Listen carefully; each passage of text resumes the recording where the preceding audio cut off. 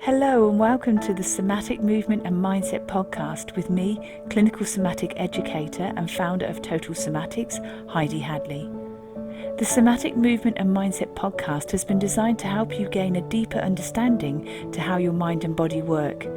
You will learn about your amazing mind and body and why over time you can feel pain, recurring injuries and poor posture. Within this podcast, I will teach you why this doesn't have to be your future or the norm for you. Would you like to learn how to reduce pain, move freely, and gain a new lease of life? Let's get started. Hello and welcome back. Now, if you're already with me in this Somatic in September theme, thank you so much for taking part. I've got to say, it's been very encouraging to hear of the shifts and the changes that many of you have had, many eureka moments, and also seeing how Total Somatics is more than just about movement practice. You're seeing how you can make these subtle shifts and changes, not just in the movement practice, but in your daily activities. So it's really rewarding to hear of these wonderful, wonderful results. But you know, you've got this incredible brain, this incredible soma, and really it's learning these skills. And now can you see how when the power is there within you, but it's accessing it, isn't it? That you can make some incredible changes quite quickly. So if you haven't joined already, you can still come along and join Somatic in September. So if you go to totalsomatics.com, click on the shop page, and then the very first digital course there is called Release Tight Hips and Back. So it's been sold in 23 countries around the world. It's a very, very popular course. That's why I really wanted to focus on that in September, because it is something that people have found to be incredibly useful. But I also want to be there to cover any burning questions, any challenges that you have. Plus, there are some bonuses that I'm creating within our sessions together. And also that's very much coming about from what you're asking me. And there's been some really interesting responses too. So if you're wanting to join either now or in the next week, then please come along. Obviously, it's only for this month in September. You'll get the live Zoom links. And if you can't join live, you will also be sent then the replay links. So this is just for the month of September. If you've purchased the program previously, you are automatically invited in. If you're a Total Somatics member, you already have automatic access. You'll find it in the bonus section of the membership. So let us now consider what we're going to discuss today within our podcast episode here. And it's really about the very close connection between your mind and your body and how this really influences, say, back pain and also the perception of pain. You see, your mind very heavily influences what's going on in your body. And whatever's happening in your body heavily influences your mind, doesn't it? So when you've had a lot of chronic pain, it really messes with your headspace. So you can see that we can't separate the two. They're very, very closely connected. And also we know from pain scientists and neuroscientists that they will also testify that our mindset heavily influences our perception of pain. So today, I'm going to tell you a bit about an amazing, one of my favorite parts of our brain that we can consider, and how we can have the capacity to change what's going on in this part of your brain. So within your brain, you've got a conscious and a subconscious regions, and we're going to consider the subconscious part, which there is an area within your subconscious called the Reticular Activating System, or I'll call it RAS for short. It has many, many functions, but what we're going to focus on today is the filtering system that it has. You see, your reticular activating system is a bit like a secretary to a CEO. The secretary gathers the information and the data and considers what is necessary to relay to the CEO so they can make those decisions. Can you imagine the amount of information that a CEO is bombarded with every day? And so that's why the secretary is there to basically ensure that there is a filtering of that information. So really, the same can be said with our reticular activating system. It provides a massive role in gathering sensory information on a daily basis. And let me just blow your mind for a moment, because every second, 100 pieces of data are flooding into your conscious mind. At the same time, every second, 40 million pieces of data are flooding into your subconscious mind. So you see, if we didn't have your reticular activating system, we'd have this massive sensory overload, wouldn't we? Because we can't gather all this information without it just getting way too much. So just like a secretary, the RAS is filtering data and it's providing relevant information to that individual to bring to their attention. So I'm going to share a few examples of how we can see the reticular activating system and this filtration and how it starts to mold and shape the lens that we look through. So, for instance, have you ever seen a car that you're interested in? You start reading around, finding out a bit more about that car. Maybe you go for a test drive and you think, I really like that car.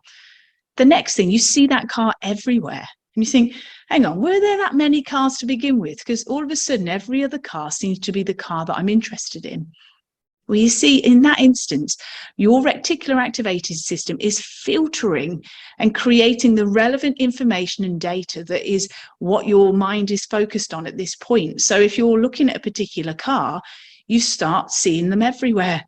That's how it filters. The same is when you're in a big, busy group, and it's maybe a while since many of us have been to big functions where there's lots of people. But if you can recall those times whereby you'll be with a group of people and you'll be chatting away, smiling, joining in the conversation, and then across the room, you hear your name mentioned, and you're in this group going, so you're trying to look like you're smiling and listening to the group that you're in. But your reticular activating system is now honed into what is being discussed the other side of the room because you've heard your name.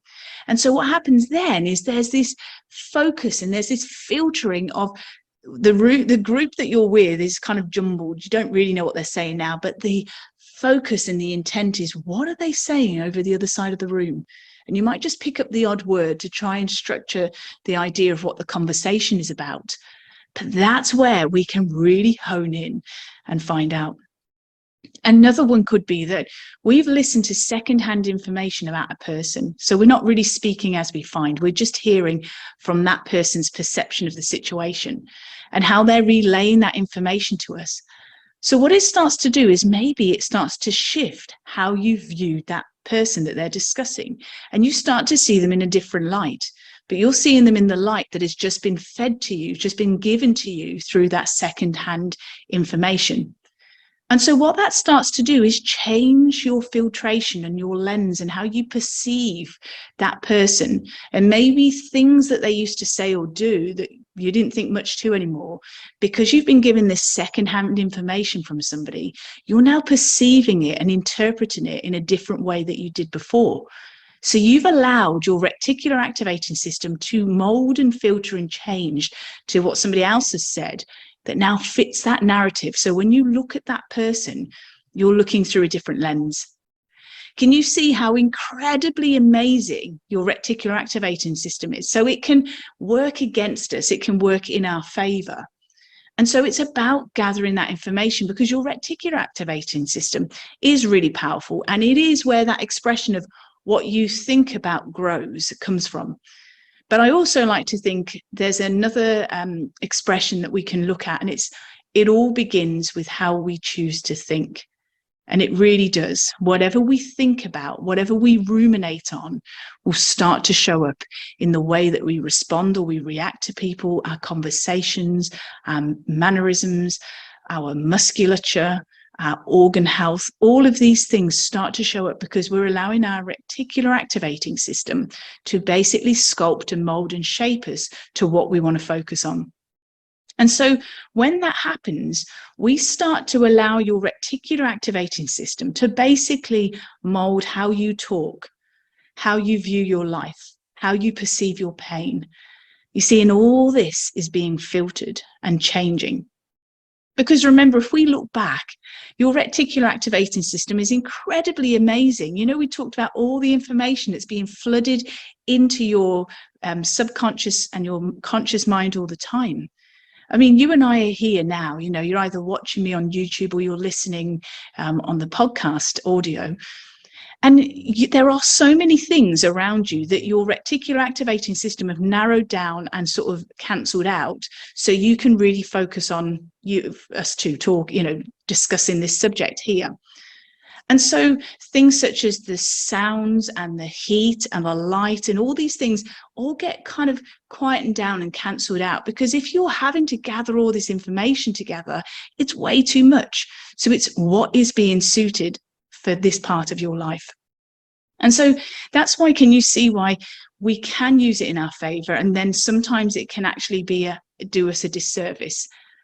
And I'd like to share with you some ways of how the reticular activating system has been kind of molded and shaped at times, again, like we mentioned before, if you're hearing secondhand information about someone and how that changes your mindset and changes your perception of that person, how, again, somebody else's words and comments can start to change even the perception of your own individual self. So, for instance, I've seen it over the years in clinical practice. I've seen it dealing, talking to clients online. And that is that there are expressions that well-meaning health practitioners might want to share, but sometimes it actually does people a disservice and it's very disempowering. So they may say things like, your back is as solid as a rock. They may say things like, your back is like an ironing board, or your back is very fragile. Be careful, don't move too much. I've heard expressions of, your discs are collapsing. I mean, how terrifying does that sound? Your crumbling spine is another one I've heard. All these are putting a really scary, hypervigilant responses within a person's nervous system. Their reticular activating system is suddenly thinking that they're in this body that they don't think strong enough or will survive or can repair or heal. And as a result of this, they just go into this state of anxiety and stress, and that starts to increase their perception of pain. Because if you don't have any education on how your body's working and how it can recalibrate and how you can recuperate, and if you also are not empowered by using expressions and techniques and skills, if you don't have the education and the empowerment that we get within Total Somatics, you really just feel like you're in the wilderness and you don't know what to do. And you get moved from one health expert to another, given one label, given one prognosis, and it becomes quite a demoralizing experience to be in. And so you see, replaying disempowering expressions can really start to create limiting beliefs to what you can do in your life. And that's where subconsciously you are hyper alert, you're hyper vigilant to any sensation that you feel in your body. You see, people have different sensations, but if they're in this hypervigilant state, everything is classed as pain. And so what we want to do is unpack and find out, where is pain? Is there pain? Is it sensation? Are there things that we can do to start to heal from within? And you see, that's why in Total Somatics, we use brain training movements and techniques that are actually going to support you, and especially in areas such as pain. Because when you're in control of your movements and how big and how slow you can make them or how small you can make them, when you're in control of all that, that already creates reassurance to your nervous system that you're taking back control of your health and well-being. And remember, we don't have to work really hard. We don't have to beat ourselves up and breathe through stretches and push through the pain. Because in Total Somatics, I'm teaching you how to reset the control center, which is your brain, how you can change your brain and how it talks to your muscles and your fascia and everything else, and how it works, your mindset, your mindfulness skills, your somatic movement skills, how all of that comes together. And you know what? When we start to do those techniques within Total Somatics, you're going to be using techniques that then allows your reticular activating system to fully focus on what we want to direct our attention to. And that is to feeling your muscles releasing, feeling those smooth movements, creating smooth movements as opposed to the jerky, shaky ones that you may be noticing initially. And you may have heard me mention this in live workshops and other interviews and podcasts with people before, but it's so powerful. I want to share it with you again. And this is, again, an example of how your reticular activating system can hold you back from actually embracing your life. And that is, a few years ago now, I was holding a workshop and this lady came in. It was a movement class. She walked in and we just started doing the movements. And she hadn't mentioned to me, because I said, let me know if you've got any injuries, any issues and things like that. So she was very quiet and she didn't say anything. And then we started doing some like shoulder circles, very simple, small shoulder circles. So I'm watching the room, I'm scanning, going around, seeing where I need to reassess, recalibrate. And this lady just had this terrified look on her face. So I quietly went over and I said, is everything okay? And she looked at me and she said, I don't move my shoulder. And I went, okay, so why is that? And she said, because my doctor told me not to move it. Okay, so in the defense of the doctor, there are many other factors that could have been in that conversation, but the doctor, she just received the information as, do not move your shoulder. And I said, okay, so how long ago was that? And then she said, 25 years ago. To which I went, well, okay, wow, okay, well, let's see. That was 25 years ago. Let's see how your shoulder is feeling today. Because remember, somas exist in time. Let's see how your shoulder feels today. And she did those shoulder circles. When she was given that permission to basically say, let's see what you're feeling like today, it changed things. It empowered her. And at the end of that session, her face lit up like a lamp. You'd think she'd won the lottery, because she was going around to everybody going, I can move my shoulder. And she stood there moving her shoulder. And she was amazed that she could do this. And yet the reality was she was always able to do this. And when I kind of discussed with her at the end, she'd had some surgery like 25 years ago, and probably looking behind the scenes, the doctor probably said, don't move it, because again, there were lots of different approaches back then, but she just locked on to do not move my shoulder. And it created basically almost like tags or labels within her nervous system that were associated with that area. Don't move it, and don't. And then goodness knows all the sort of stories, the disempowering and limiting beliefs that would be associated with what would happen if you move that shoulder.